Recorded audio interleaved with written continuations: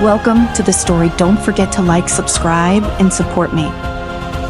The wind howled through the jagged peaks of the Kithari Mountains, driving snow and ice against the stone temple. Within its ancient walls, torches flickered in their sconces, casting long shadows across the room where a group of hooded figures sat in solemn silence. The air hummed with a faint whisper of magic. At the center of the gathering stood Leah, the youngest and most skilled guardian of the Order of Protectors. Her eyes were fixed on the council of seers before her, their faces obscured by their hoods, but their presence filled the chamber with an undeniable sense of power. "You know why you offended then?" The lead seer spoke, her voice like the rustle of dry leaves. Leah's heart thudded in her chest, but she remained still. She knew, of course, everyone in the Order had heard the prophecy. "The blade of the apocalypse," Leah said quietly.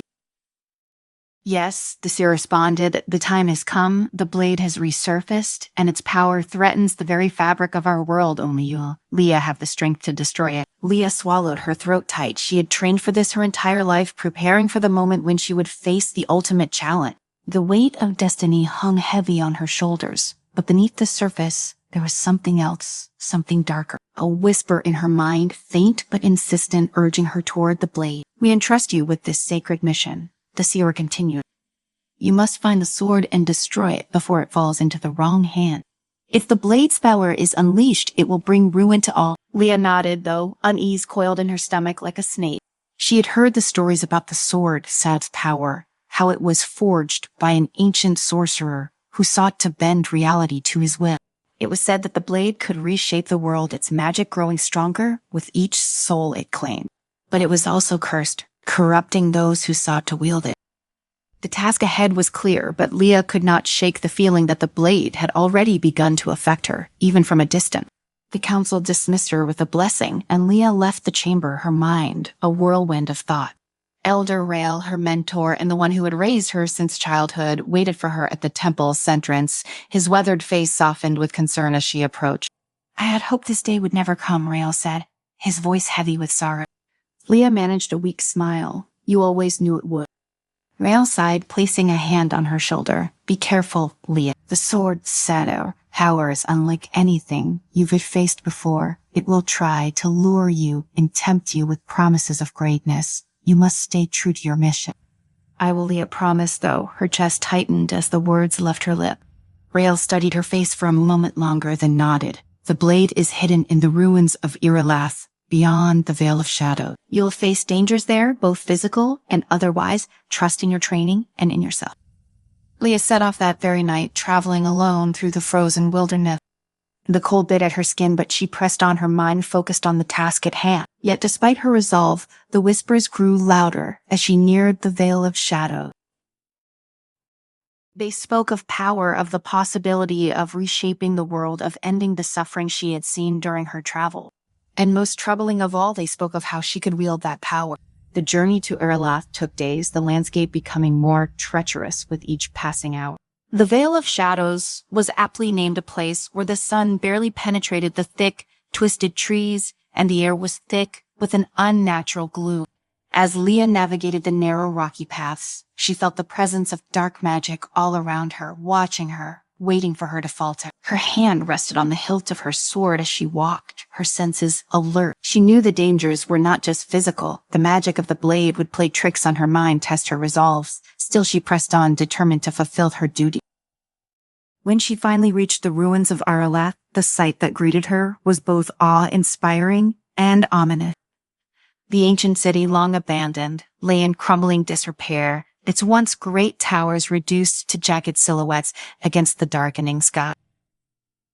The air crackled with energy, the kind that sent shivers down her spine. Somewhere in those ruins, the blade of the apocalypse awaited. Leah moved cautiously through the ruins, her boots crunching over broken stone. As she ventured deeper into the city, she came across symbol etched into the walls, markings of the dark sorcerer who had forged the blade centuries ago. She traced one with her gloved fingers, feeling a spark of recognition. Though she had never seen these symbols before, the whispers in her mind grew stronger, more insistent. "You were so close," they said. "Imagine what you could do with the power of the blade. End the wars. Bring peace. You could save so many." Leah shook her head, trying to push the thoughts away, but they clung to her like shadows. She knew what the blade was capable of, both its promises and its curses. And yet, a part of her longed to feel that power, to see what it would be like to hold the fate of the world in her hand.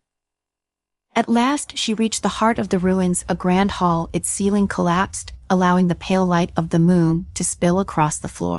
At the center of the room stood an altar, and upon it, bathed in an eerie glow, was the blade of the apocalypse.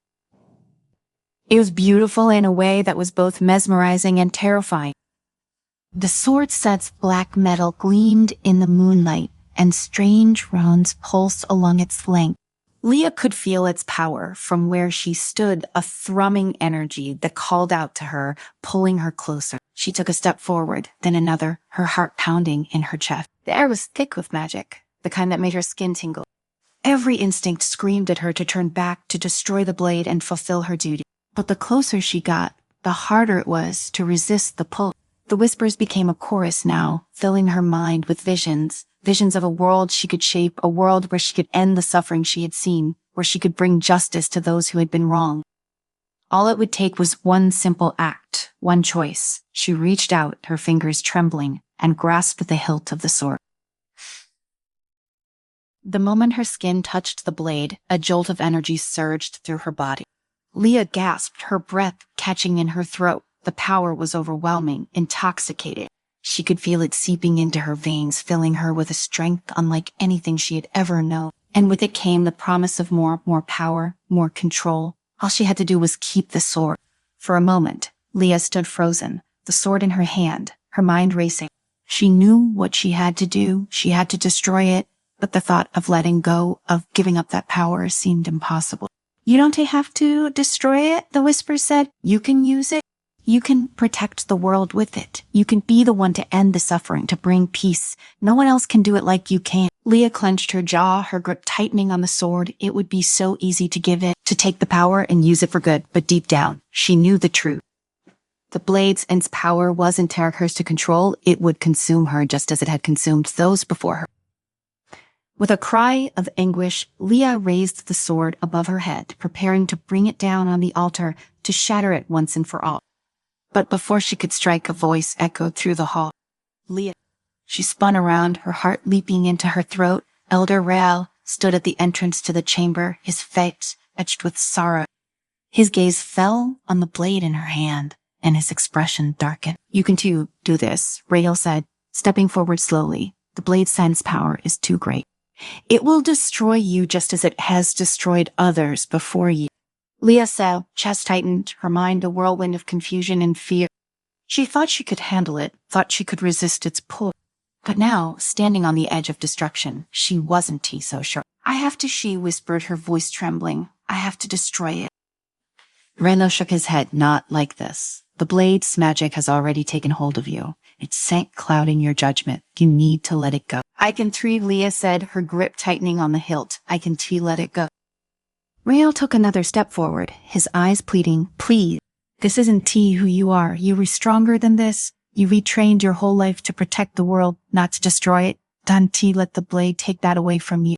Tears welled in Leah's eyes as she looked at her mentor. She wanted to believe him, wanted to believe that she could still walk away from this, but the power of the blade pulled set through her, its dark magic whispering promises of greatness. "I am sorry," she whispered, her voice breaking. With a surge of magic, she raised the blade once more, the air crackling around her. Rael's eyes widened in shock as he realized what was happening, but before he could react, Leah brought the sword down. The ground trembled as the blade struck the altar, shattering the stone with a deafening crack. Magic erupted from the impact, sending shockwaves through the chamber. Rael was thrown back, crashing into the wall with a grunt of pain. The force of the impact reverberated through Leah's entire body, leaving her breathless and staggering. She had barely managed to keep her footing as the sword pulsed violently in her hand, its power seeming to surge out of control. The blade, once cold and smooth, now burned in her grip, sending tendrils of dark energy spiraling outward from the shattered altar.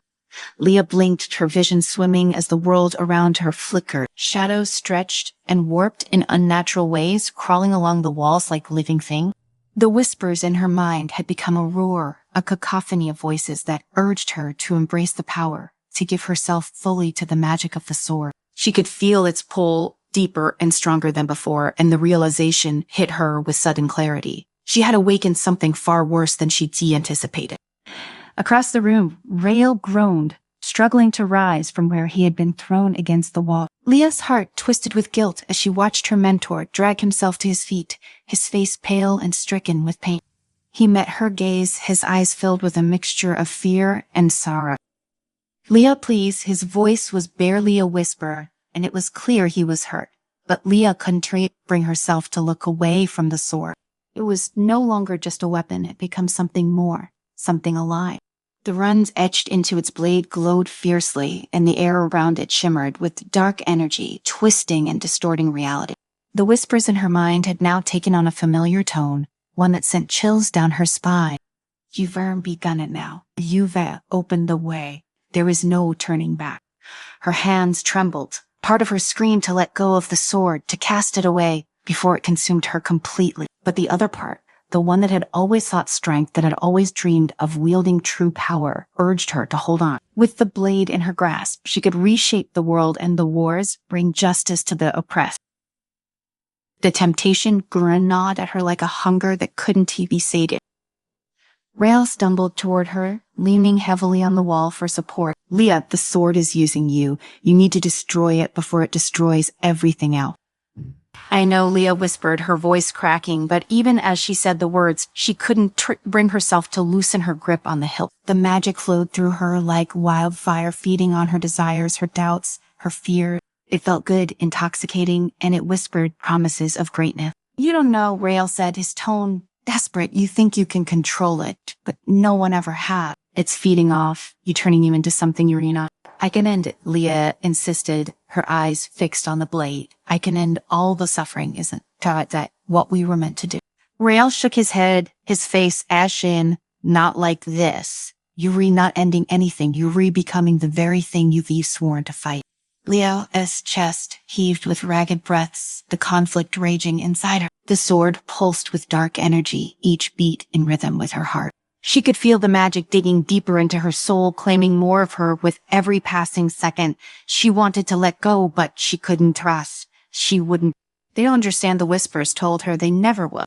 Only you have the strength to bear this burden. Only you can save them." Her vision blurred, and for a moment she saw herself standing on a battlefield, the sword in her hand, flames rising all around her. She was surrounded by armies, their weapons raised in awe and terror as she brought peace through destruction. She could stop the wars and the suffering, if only she would embrace the blade's power. Rael's voice cut through the haze. "Leah, look at me." She blinked, her gaze flickering to her mentor. He was close now, only a few feet away, his hand outstretched as if reaching for her. His face was lined with pain, but there was something else in his eyes, something that made Leah's chest tighten with emotion. "Leah," Rael said softly, his voice trembling, "I know you. I've watched you grow from a child into the strongest guardian this order has ever seen. But this isn't you. The Leah I know wouldn't let herself be consumed by power. She wouldn't let a weapon define who she is." His words pierced through the fog of magic, and for the first time in what felt like hours, Leah hesitated. Her grip on the sword slackened, just slightly, and the whispers in her mind faltered. I don't know who I am anymore," she said, her voice barely audible. Rael took another step forward, his hand now inches from the sword. You're a guardian. You don't need the sword to be strong. You don't need its power."